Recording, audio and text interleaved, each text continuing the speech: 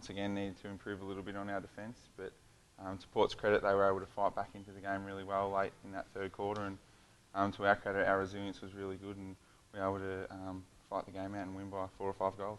How tough was that last quarter when you're down to just one on the bench?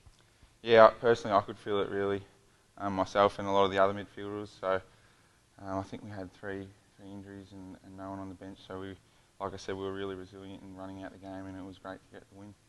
James was talking yesterday about how tough the pre-season was, and maybe that's the reason behind why a few guys have broken down. Do you think that could be the case?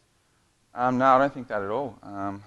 Obviously, it is a little bit of a shock to your system when you're training a lot harder, but I think the boys are fit as they've ever been, and that's just the luck of the game. You know, sometimes you get injuries and you just got to deal with that, and we'll have to deal with that moving forward into the next 3 weeks. We've got a pretty solid block after this Gold Coast game with short breaks, so the staff will manage it well, and we're looking forward to this week against Gold Coast. How can you take the Gold Coast seriously? They got smashed again yesterday.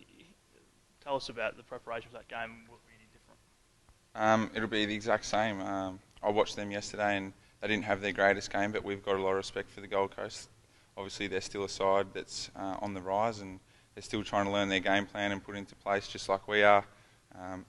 So I think that it's going to be a great game. They're going to come out pretty hard because they got beat heavily yesterday, and we beat them heavily last year. So we're not going to take this game lightly at all, because if we do that leading into round 4 and 5 playing against 2 quality sides, then that's not going to be great for our performances either.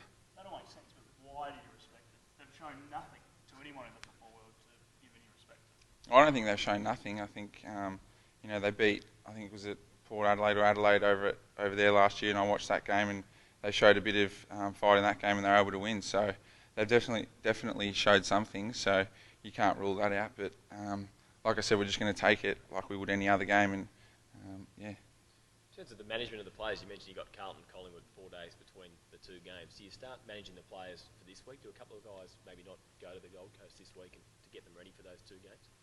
I don't think so. I think we've still got to worry about what's ahead of us at the moment in Gold Coast. Like I said, they're a great side, and we've got to be able to beat them, but because of the injuries that we've got in the last game, it could hurt us a little bit. But I think that, yeah, we'll just manage that as it comes, and we've got to worry about beating Gold Coast this week, and if that happens, then we'll think about managing people for rounds 4 and 5, but it'll stay as it is, I think. That's going to give you an enormous amount of confidence, assuming you do beat Gold Coast, to be 3 and zip at this early part of the season, going to some tougher matches. Is that going to be a false confidence, though, do you think, because these have been lesser opponents, I guess, to the ones that you're likely to face in rounds 4 and 5? Not really. I think, you beat any side, a win's a win, and you'll take whatever momentum and confidence you can get. I think this is the first time in a few years that we've been 2-0 in the first 2 rounds. So, you take any win that you're going to get. So, going into those rounds 4 and 5, we'll be pretty confident if we can win this week, but we'll deal with what we've got ahead of us first. Jake, in terms of that, the club hasn't been 3 and zip since 2000, a long time before your time, but how important is it in the development of the side to start winning these games that you're expected to win and would be expecting to win? Yeah, it's extremely important. I think if you're going to play finals, you should really beat the sides that are below you, and if not beat the sides above you, really challenge them. So I think it's really important for us as a group to get confidence. We're still maturing as a team and as young men, so I think it's going to be great if we can win these 3 games and push forward into rounds 4 and 5 with plenty of confidence. The depth, I suppose, will be tested over the next few weeks with a few players out for injury, as been mentioned. Yeah, it will. Obviously, Big David Hill went down on the weekend, so Tommy will come in, I'm guessing, for him, and he'll fill that void really well. He's been playing great in the 2s, and I think he'll play well. And we've obviously got a heap of depth in this side. We've had a big pre-season. All the blokes that weren't that good at their fitness and stuff like that last year have really stepped it up, and now it's a lot more even playing field in our side. So I think we've got the depth there to really carry on through the season. How much of a big deal do you make of Dustin Fletcher's 350th this week?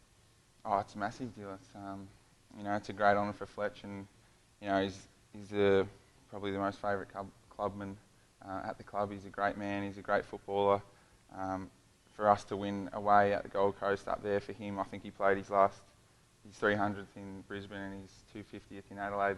So his 350th interstate again. So if we can win interstate, that'd be good for him and for his family and for the club. You've only been around a couple of years, but if you're watching him, can you pick up any secrets to his longevity, the way he trains, or only He's the hardest trainer in the world by the sound of it. But any sort of secrets you've picked up? I get asked this question all the time. I think he's just smart with his training. He's got that frame where he's really light and he doesn't carry a lot of weight, so he just gets by and he knows what he needs to do to get up for each week and what he needs to do during the pre-season to stay fit for the whole year. So, sometimes he might sneak in and out of drills here and there, but I think he can afford to with the talent and the footy brain that he's got.